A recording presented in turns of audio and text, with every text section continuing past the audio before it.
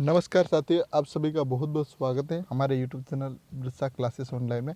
आज 18 जून 2020 और आज के मोस्ट करंट अफेयर प्रश्नों को डिस्कस करेंगे, जिसमें कल हमने वीडियो के अंत में प्रश्न पूछा था।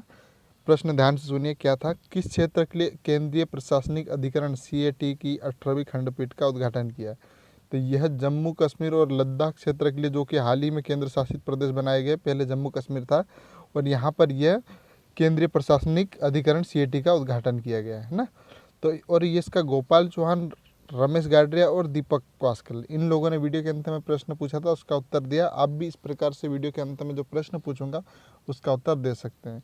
कल प्रश्न क्या था डिटेल में हम लोग देखते हैं। किस आयोग द्वारा नीरा और ताड़ गुड़ के उत्पादन के लिए परियोजना की शुरुआत की? खनिज आयोग, शहरी विकास उद्योग आयोग, खादी ग्राम उद्योग आयोग और सूक्ष्म एवं लघु उद्योग आयोग।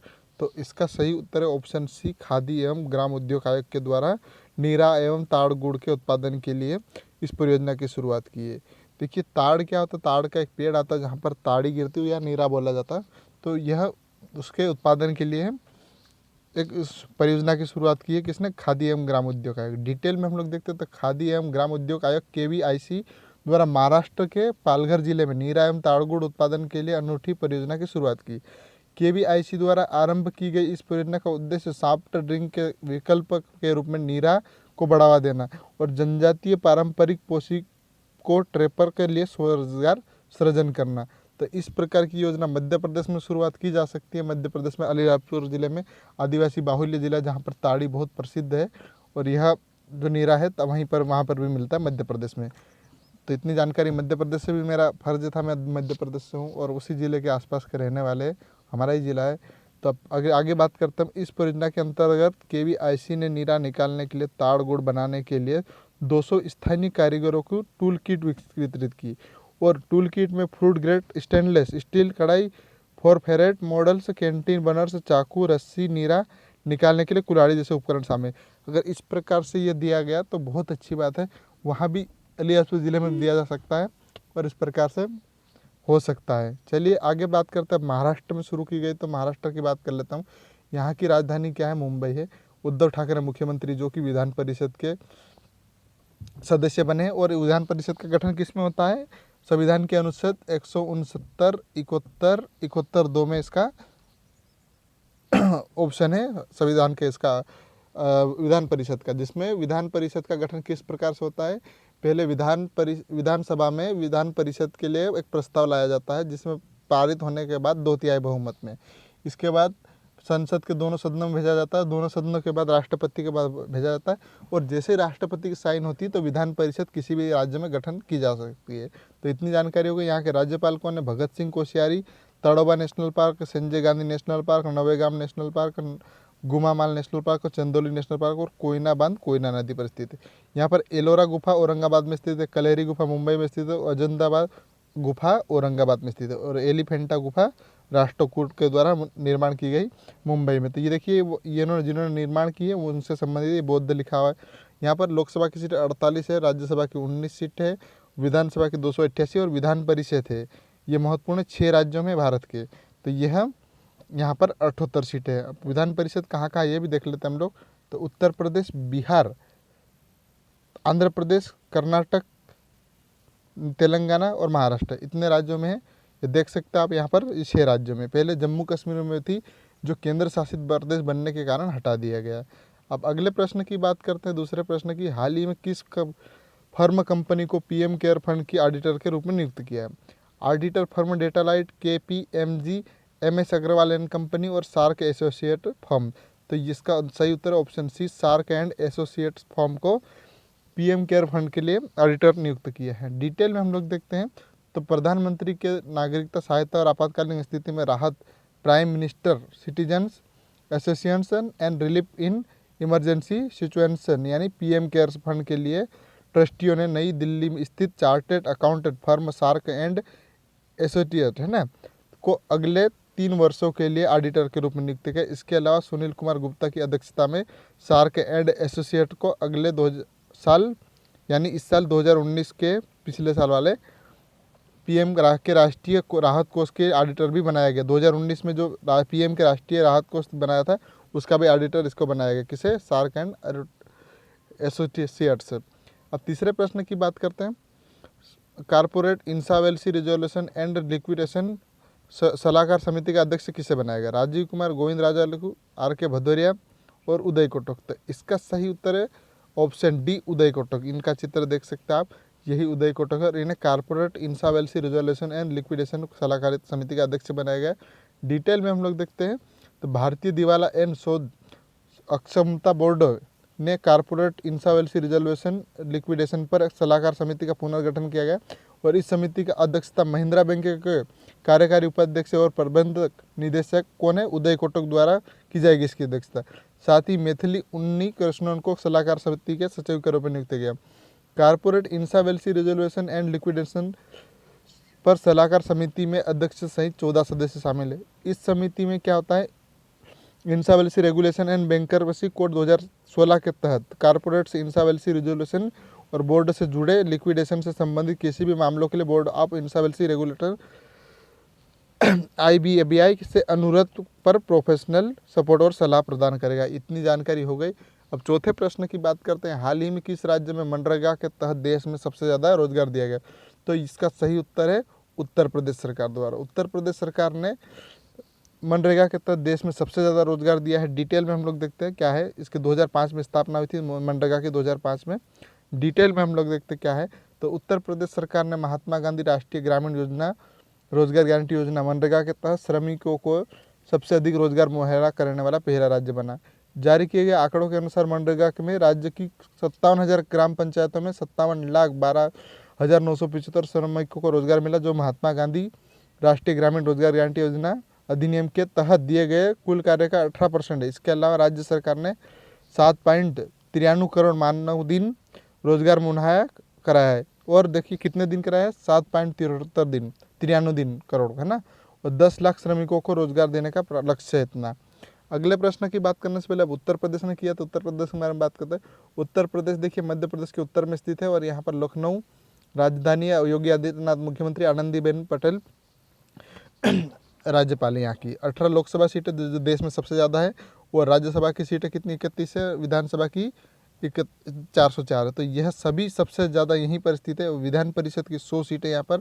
विधान परिषद जो भारत के 6 राज्यों में, तो यहाँ पर ही। यहाँ के राष्ट्रीय उद्यान की बात करें तो दुधवा राष्ट्रीय उद्यान, चंद्रप्रभा वन्यजीव अभ्यारण्य, किशनपुर वन्यजीव अभ्यारण्य, चंबल वन्यजीव अभ्यारण्य, केमू वन्यजीव अभ्यारण्य, हस्तिनापुर वन्यजीव अभ्यारण्य, ओखला वन्यजीव अभ्यारण्य और डॉक्टर भीमराव अम्बेडकर पक्षी विहार यहाँ पर स्थित है उत्तर प्रदेश में।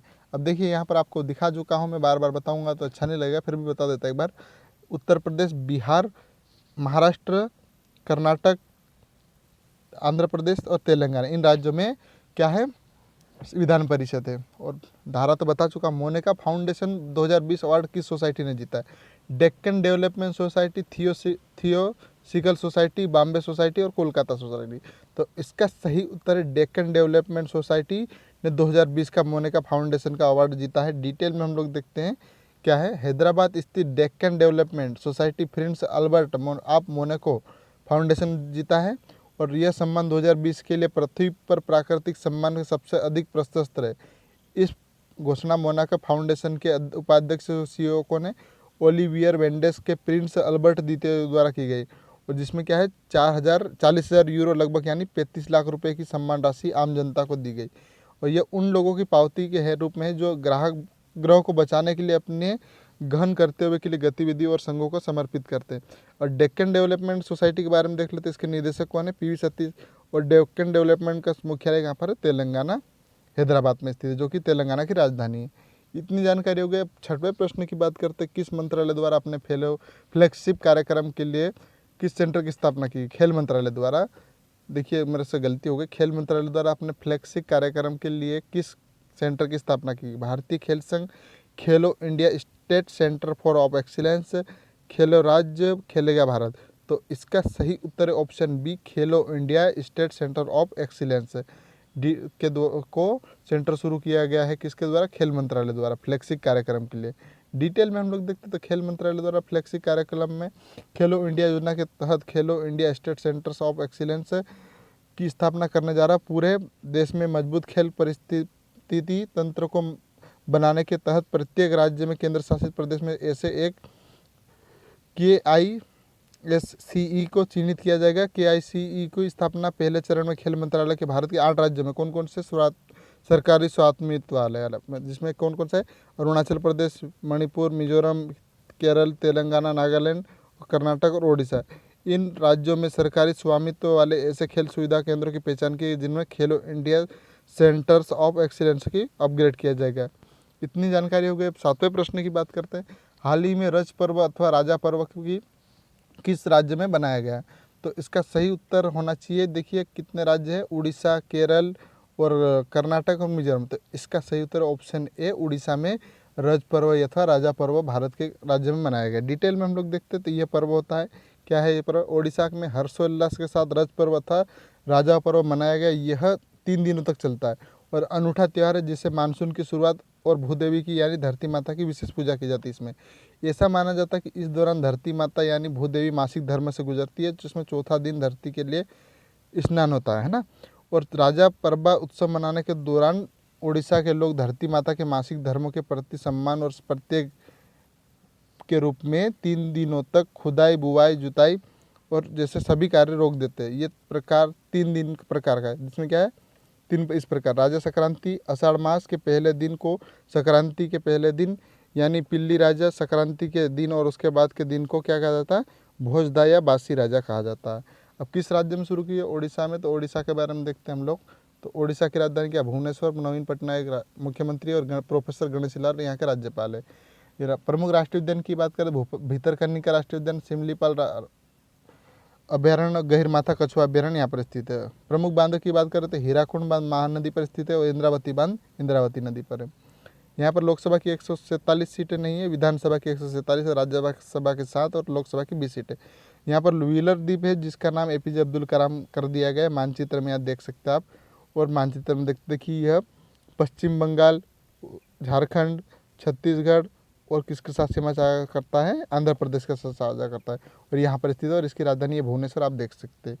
अब 8वें प्रश्न की बात करते हैं। किस राज्य में मछली की नई प्रजाति इसकी जो ट्रोक्स सिकुना मैनिस शुरू की खोज की गई? उड़ीसा, केरल, मिजोरम। और देखिए मिजोरम के स्थान पर आप यहाँ पर अरुणाचल प्रदेश पड़ेगा, कुछ गलती हो गई ऑप्शन देने में और उसका सही उत्तर ऑप्शन अरुणाचल प्रदेश में इस मछली की खोज की गई है। अरुणाचल प्रदेश में मछली की नई प्रजाति का पता चला जिसका नाम क्या है? इसकी जो थ्रोक्स सिकू सिरुमेनिस रखा गया। इस मछली नई प्रजाति की खोज डॉक्टर केशव कुमार झा ने की। वह पासीघाट के जवाहरलाल नेहरू कॉलेज में प्रोफेसर, प्राध्यापक और प्राणी विज्ञान के प्रमुख है। इन्होंने जीनस स्किथोथ्रेक्स से मछली की एक नई प्रजाति की खोज की है जो क्या है? स्किथोथ्रेक्स मेंसिस मछली प्रजाति की पूर्वी सियांग जिले में मिबो मार्कल ग्वागंग के पास सीकू नदी और सिरुम नदी के संगम पर की गई। और इन मछलियों का नाम किसके नाम पर रखा गया? सीकू और सिरुम नदी के नाम पर रखा गया। इतनी जानकारी हो गई। अब अरुणाचल प्रदेश में किया है तो अरुणाचल प्रदेश आप देख सकते हैं यहाँ पर स्थित है, जो भूटान के साथ सीमा साझा करता है, और नागालैंड, असम जो कि पूर्वोत्तर भारत का प्रवेश द्वार भी कहा जाता है। तो वीडियो को यहीं समाप्त करते हैं। आज का प्रश्न मैं नहीं पूछ पाऊँगा, तो धन्यवाद। जय हिंद, जय भारत।